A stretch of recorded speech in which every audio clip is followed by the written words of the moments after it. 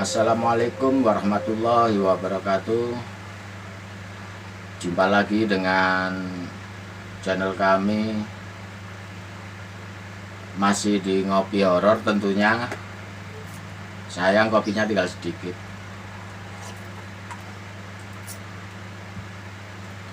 Saya ucapkan terima kasih buat rekan-rekan yang sudah subscribe ya. Yang belum subscribe, tolong dukung channel kami dengan subscribe Anda agar channel ini semakin berkembang, dan saya tentunya akan menampilkan cerita-cerita yang lain untuk yang berikut-berikutnya.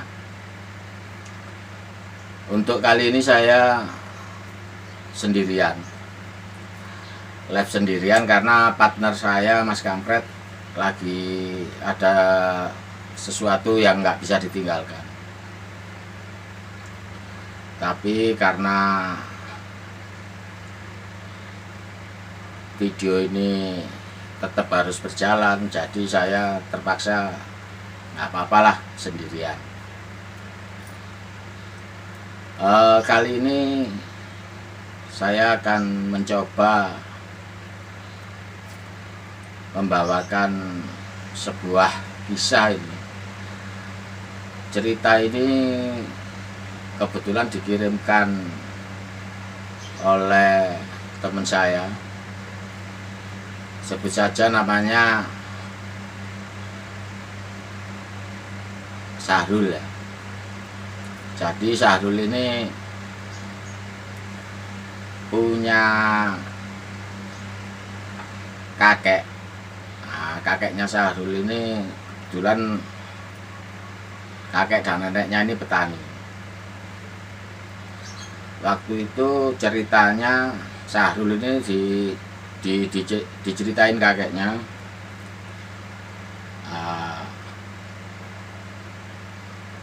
yang neneknya itu karena biasa petani itu biasa, jadi habis dari sawah, aktivitas di sawah, terus biasanya pulang dari sawah itu aktivitasnya ada yang cari kayu bakar, ada yang cari rumput untuk makanan ternak. Kebetulan kakeknya pergi ke sawah waktu sore hari untuk mencari makanan ternak. Kalau orang Jawa bilang ngarit ya, mencari rumput itu. Neneknya si Sahrul ini mencari kayu bakar. Lah kebetulan biasanya cari kayu bakarnya itu kan di daerah sekitar rumah, maksudnya karena posisi rumahnya kakek dan neneknya Sahrul itu berdekatan dengan persawahan sama banyak kebun-kebun itu yang pohon-pohon kayu-kayu itu masih banyak. Dan akhirnya neneknya itu pergi cari kayu.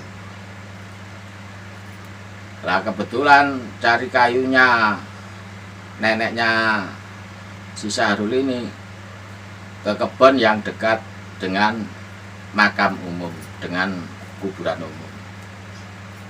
Setelah itu berangkatlah si neneknya Sahrul ini ke kebun yang dekatnya pemakaman umum itu.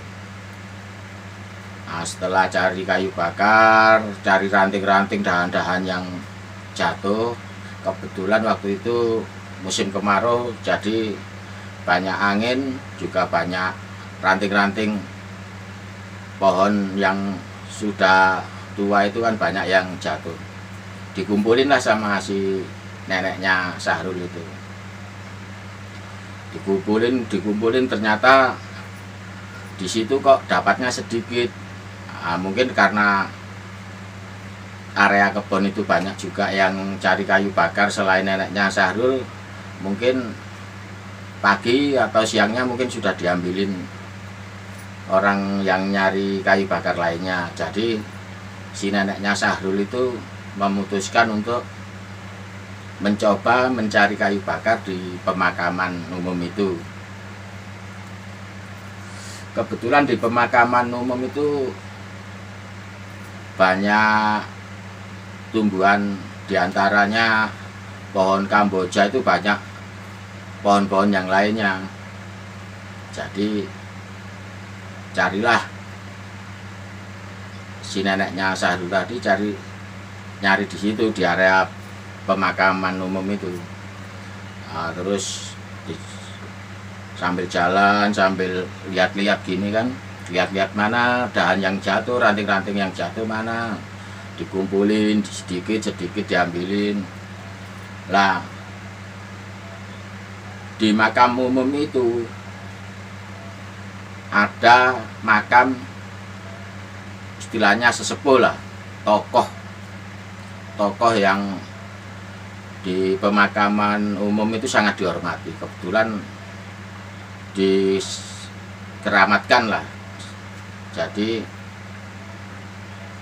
ada satu makam yang di situ makam seorang sesepuh, mungkin ya mulai kakek saya, nenek saya dulu ceritanya makam itu sudah ada. Sebelum ada pemakaman umum itu sudah ada makamnya sesepuh gitu.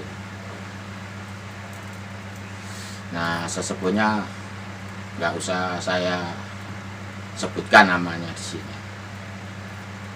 Jadi neneknya si Sahrul ini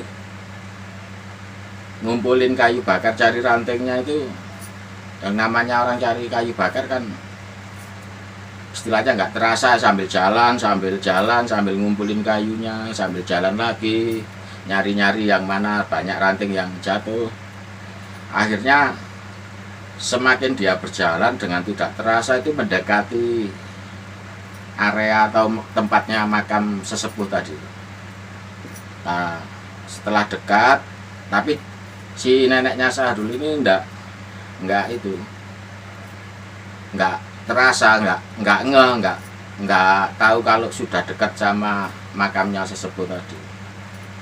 Nah, terus kok kira-kira sudah dekat itu, hampir nyampe ke tempatnya sesepuh, makamnya sesepuh itu, kok ada cahaya itu kayak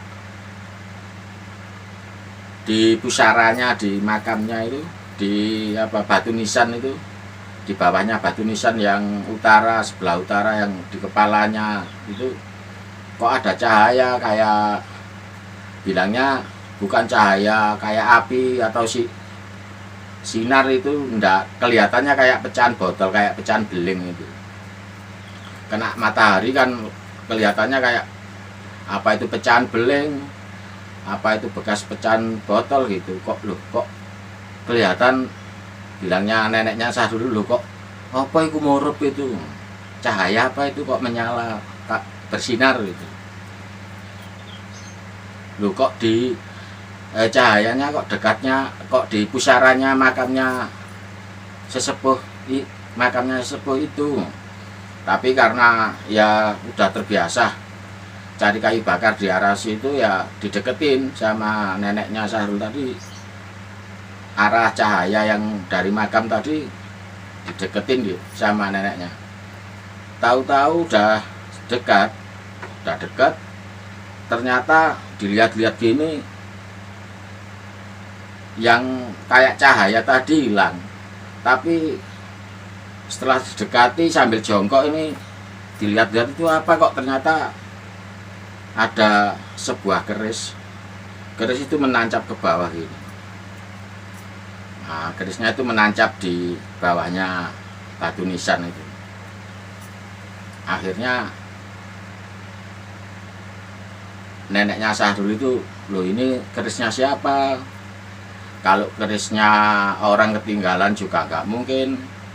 Jadi, tapi nggak berani ngambil waktu itu, cuma dilihatin aja kerisnya itu nancep, kira-kira ya nancepnya separuh lah, separuh dari keris itu nancep ke tanah, itu tanahnya makam tadi.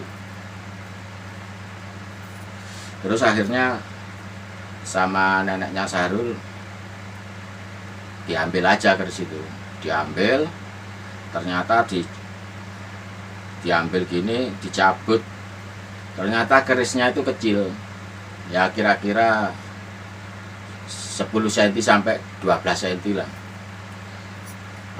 Neneknya Sahrul itu orang sederhana sekali, orang yang sederhana, orang polos, orang lugu.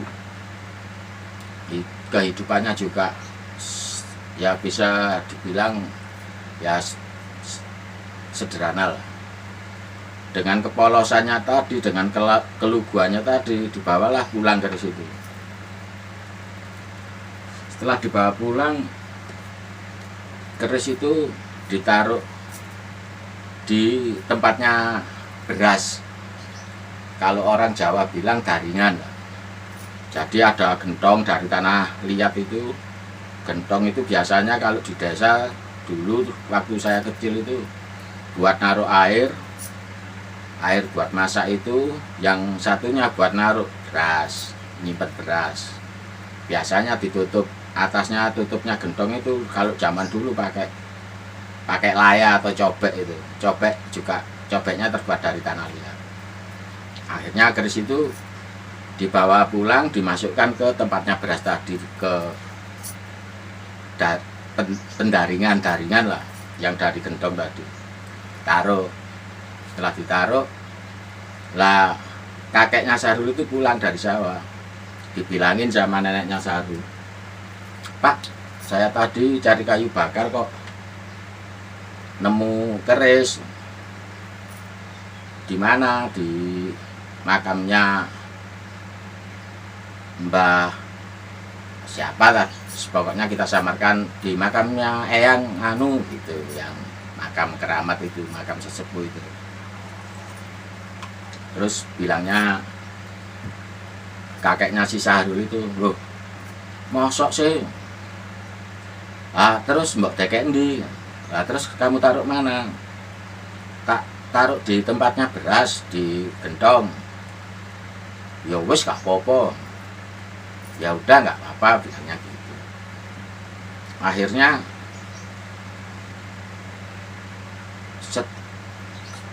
kalau pagi itu kan biasa orang zaman dulu tuh jam 3 udah bangun, soalnya masak, persiapan untuk pergi ke sawah, nyiapin masakan buat anak-anaknya yang mau sekolah. Bangunnya kan pagi orang dulu itu, jam 3, setengah 3 udah bangun lah. Neneknya si Sahrul itu bangun pagi, mau masak jam 3 lah. Dia buka, mau ngambil beras, buka gentong tadi, mau ngambil beras itu ternyata gentong tadi berasnya isinya full, penuh. Padahal tadi waktu sorenya itu, waktu naruh keris itu tinggal separuh isinya beras itu.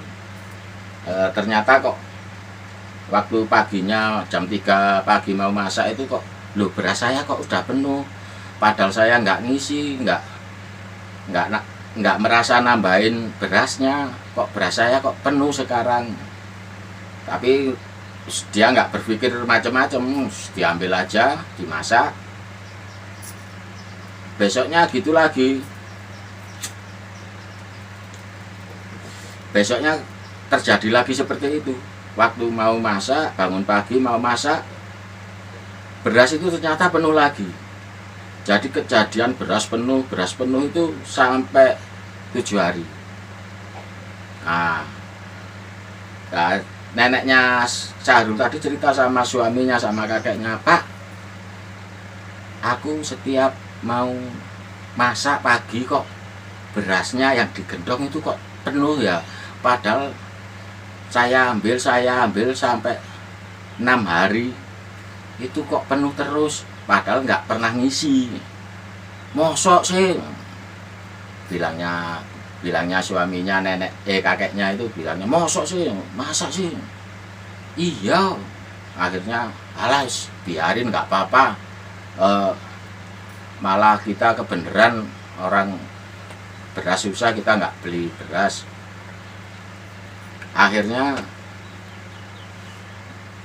ya wis dibiarin gitu aja. Keris itu masih tetap ditaruh di dalam gentong itu.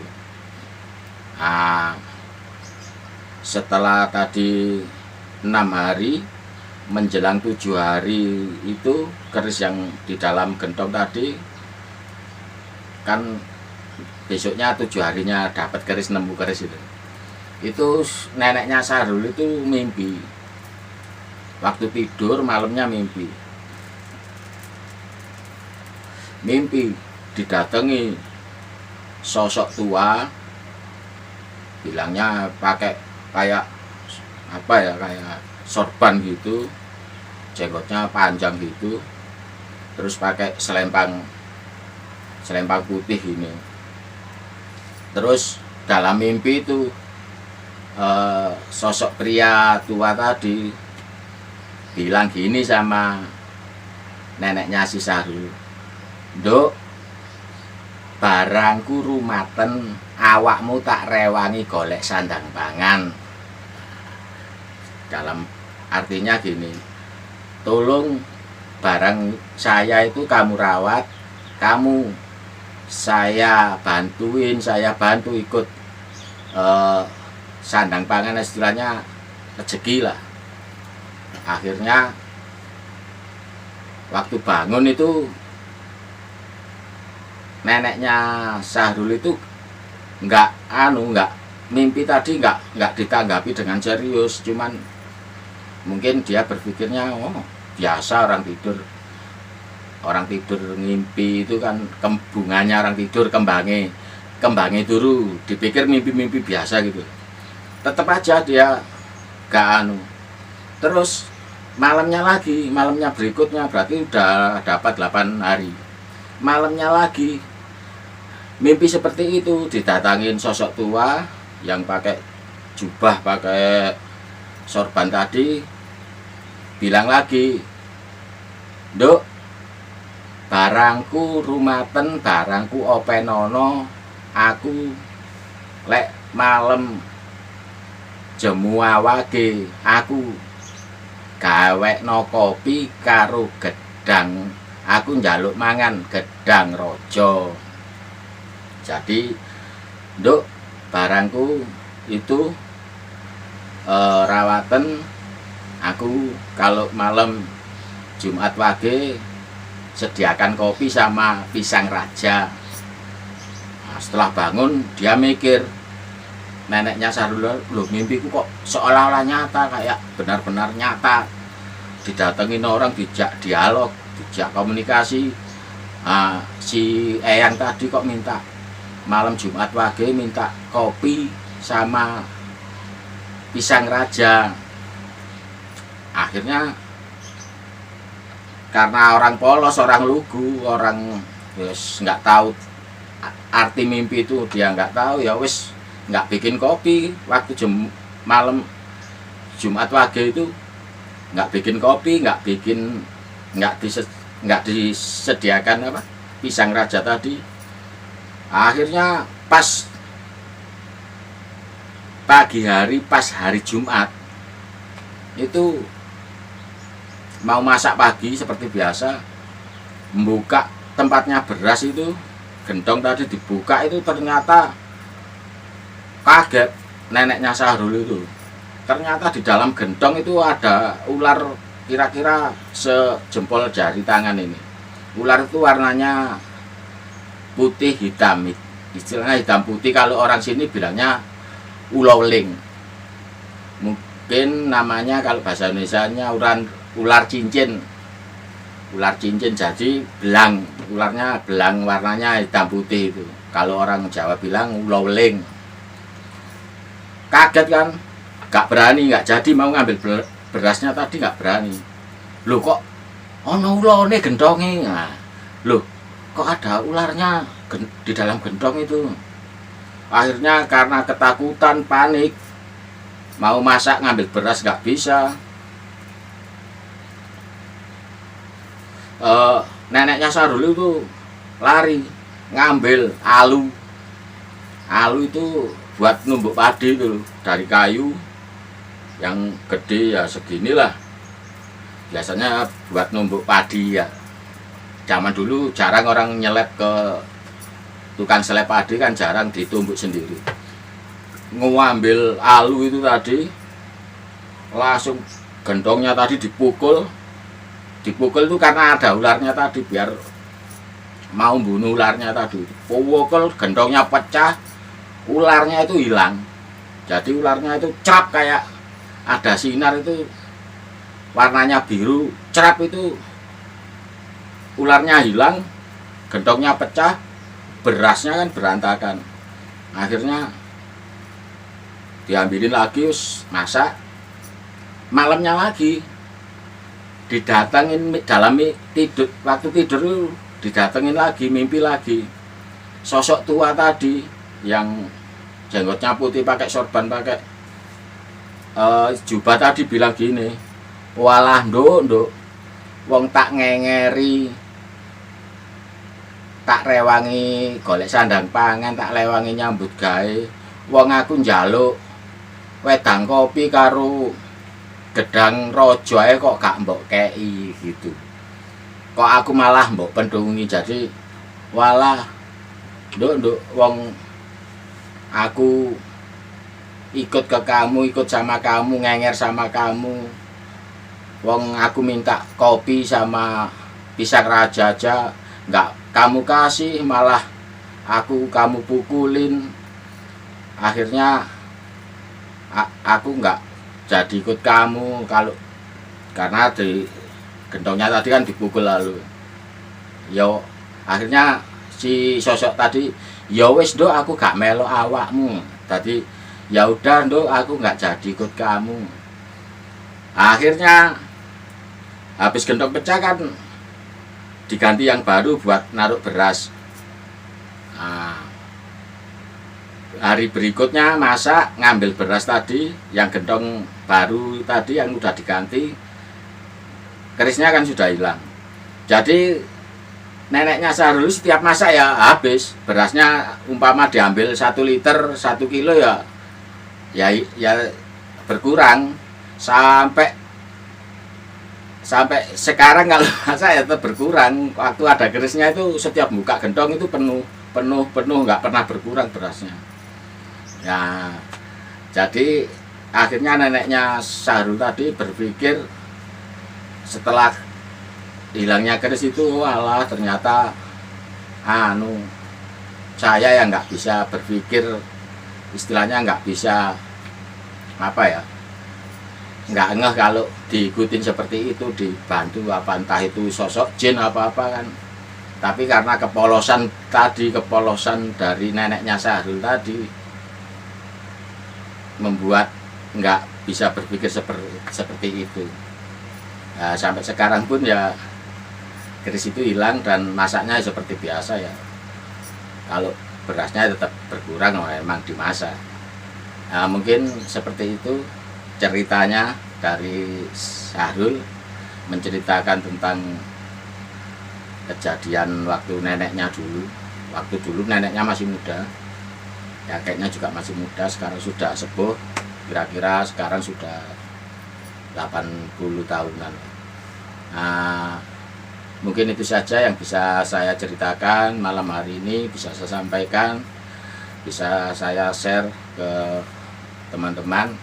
Ada kurang lebihnya, tutur kata saya yang salah, mungkin saya juga manusia biasa, mohon maaf.